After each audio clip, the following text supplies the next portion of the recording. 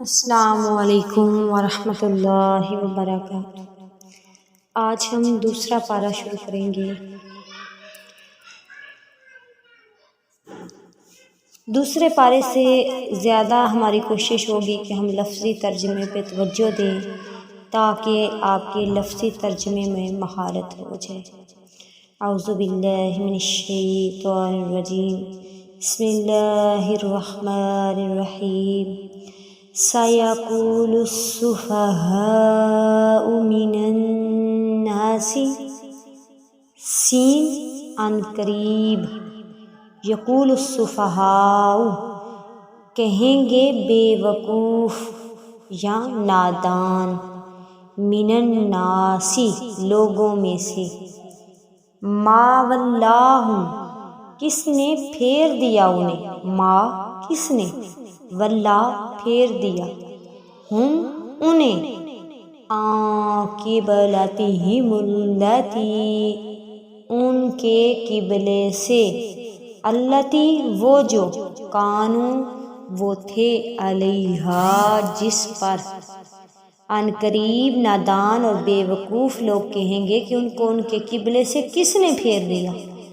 قل اللہ المشرق والمغرب، قل کہہ دیجئے، للہ اللہ ہی کے لیے ہے، لام کے لیے، للہ المشرق اللہ ہی کے لیے ہے مشرق، والمغرب اور مغرب، یہدی من یشاء یہدی وہ ہدایت دیتا ہے، من یشاء جسے چاہتا ہے، من ہوتا ہے جسے، یشاء وہ چاہتا ہے، الی طرف، صراط راستہ، مستقیم سیدھا، صراط مستقیم پتہ ہے سورۃ فاتحہ میں بھی گزر چکا ہے۔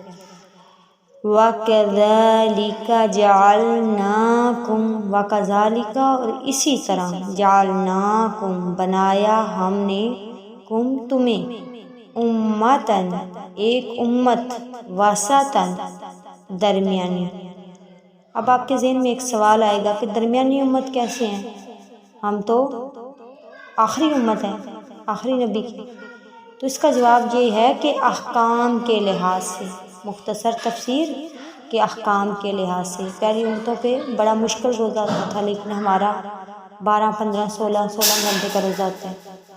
لِتَكُونُوا تاکہ تم ہو جاؤ، شہداء گواہ، علی الناس لوگوں پر، وَيَكُونَ الرَّسُولُ اور ہو جائیں رسول، علیکم تم پر، شہیدا گواہ، وَمَا اور نہیں، جعلنا القبلۃ التی بنایا ہم نے اس کو قبلہ، التی وہ جو، کنتا آپ تھے، علیہا جس پر، الا مگر، لنعلم تاکہ ہم جان لیں، من یتبع الرسول کون پیروی کرتا ہے رسول کی، ممن ینقلب علی عقبیہ اس سے جو کوئی پھر جائے، جو کوئی پلٹ جائے، علی عقبیہ اپنی ایڑیوں پر، علی پر، عقبیہ اپنی ایڑیوں پر، وَإِن كَانَتْ لَكَبِيرَةً